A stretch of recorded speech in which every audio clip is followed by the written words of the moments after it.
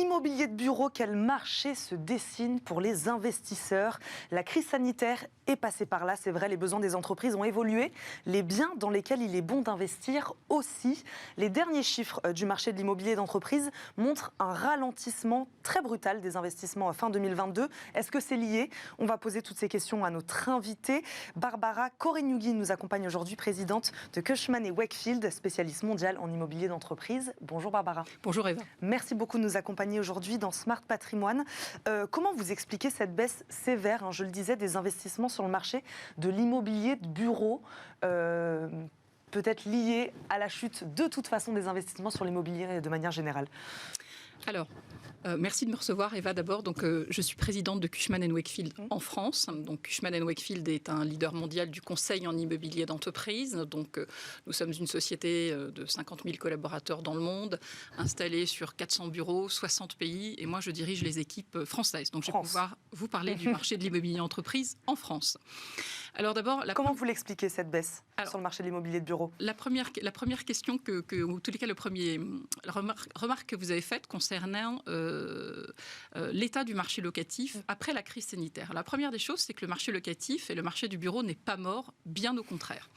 En effet, c'est vrai que pendant la crise sanitaire, on a tous pu tester le télétravail et en fait, on s'est rendu compte que finalement, cette crise sanitaire avait fait tomber un tabou et un fantasme. Le tabou du télétravail pour les chefs d'entreprise et le fantasme du télétravail pour les collaborateurs qui se sont rendus compte finalement que le télétravail avait des limites et que nous n'étions pas tous égaux face au fait de travailler à la maison.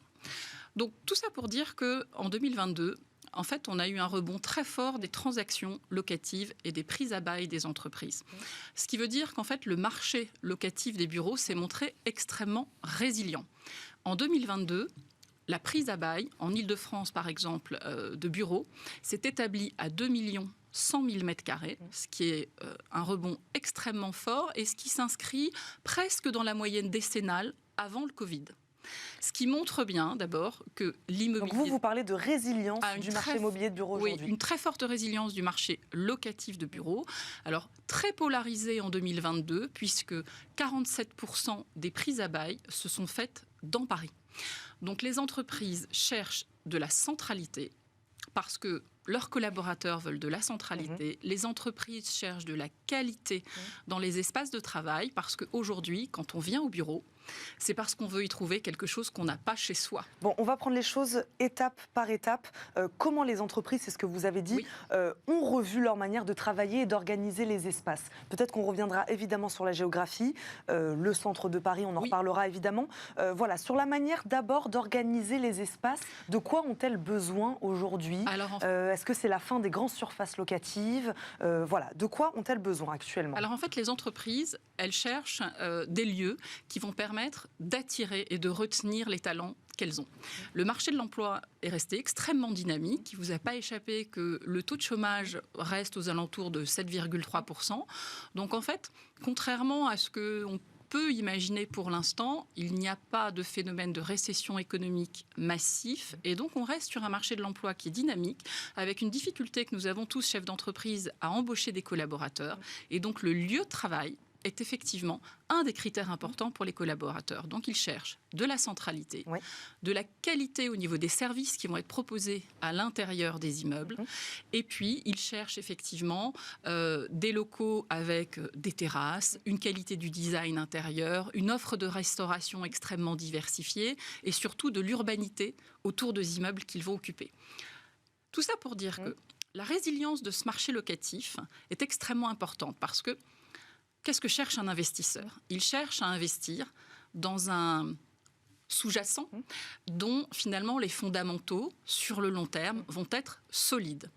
On pouvait effectivement imaginer que le marché locatif des bureaux ne retrouverait pas toutes ses couleurs et que par conséquent, les investisseurs institutionnels que nous conseillons chez Cushman & Wakefield, on conseille à la fois les utilisateurs et à la fois les investisseurs, eh bien on aurait pu imaginer qu'ils se détournent du bureau. Ce n'est pas vrai. L'année dernière, l'investissement en immobilier d'entreprise a représenté un volume total de 25,8 milliards d'euros.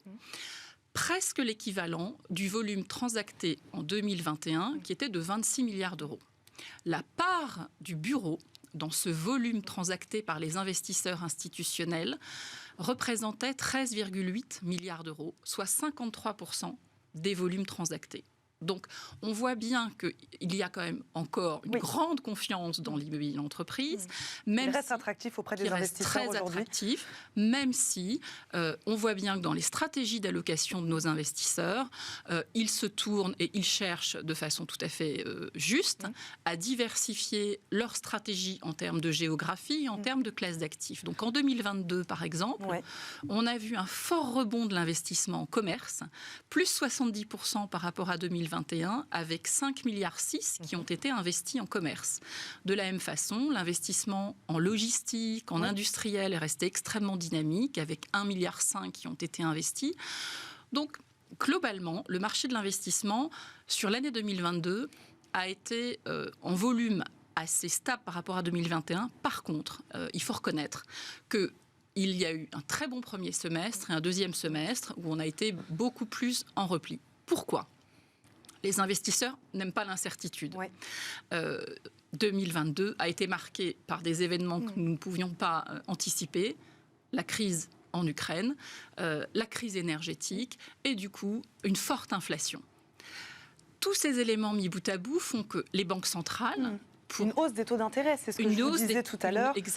Presque le marché de l'immobilier de bureau est touché lui aussi, de la même manière que le marché de l'immobilier, par cette hausse des taux d'intérêt. Bien sûr, parce que les investisseurs qui investissent dans l'immobilier investissent avec des fonds propres, mais investissent aussi avec de la dette.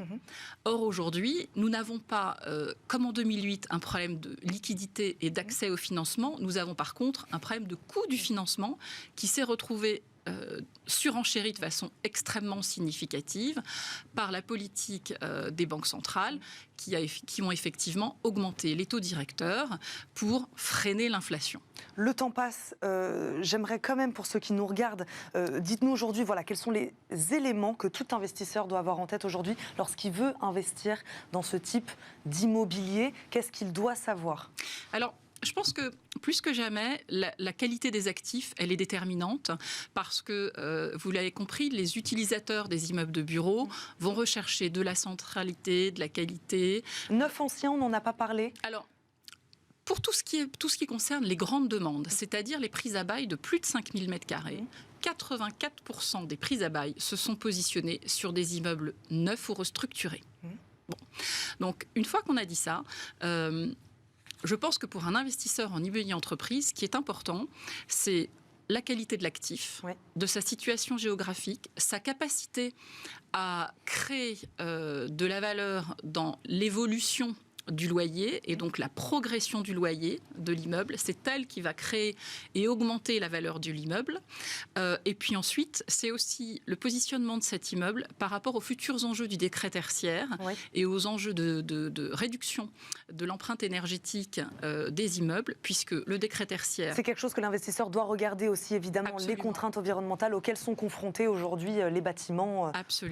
Absolument, parce qu'en fait, on voit bien que certains immeubles vont être, entre guillemets, déclassés, soit parce que leurs usages ne correspondent plus aux habitudes et aux envies qu'ont les collaborateurs pour travailler dans les immeubles, soit parce qu'ils ne correspondent plus à l'efficacité énergétique qui va être aujourd'hui impérative d'atteindre en termes de réduction à hauteur de 40% d'ici 2030. Le rendement moyen auquel un investisseur peut s'attendre aujourd'hui lorsqu'il fait le choix de l'immobilier de bureau?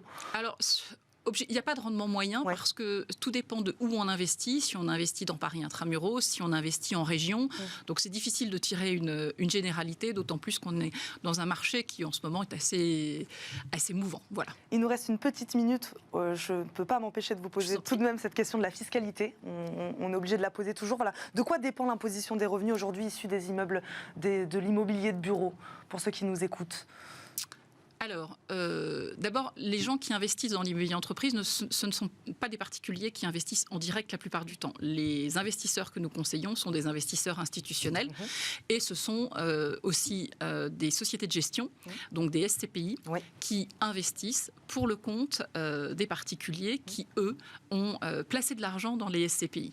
Et donc, ce qui est très intéressant, c'est de voir, par exemple, que l'année dernière, les SCPI ont représenté un volume d'investissement de 4,7 milliards, soit 18% 26% des volumes investis en immobilier d'entreprise l'année dernière. 4 milliards sur les 25 dont vous Sur parlez les tout à 26 l'heure. milliards, absolument. Sur les 26. Donc, on voit bien que l'immobilier d'entreprise et l'immobilier d'une façon générale reste une classe d'actifs qui est au cœur de la stratégie d'investissement des Français, en particulier dans cette période où il y a une réflexion sur la réforme des retraites. Voilà. Eh ben, c'était très clair. Merci beaucoup d'avoir fait le point sur ce marché de l'immobilier de bureau. Aujourd'hui, avec nous, Barbara Corenu-Guin, présidente de Cushman & Wakefield France, Absolument. évidemment. Merci beaucoup de nous avoir accompagnés aujourd'hui. Tout de suite, c'est Enjeu Patrimoine.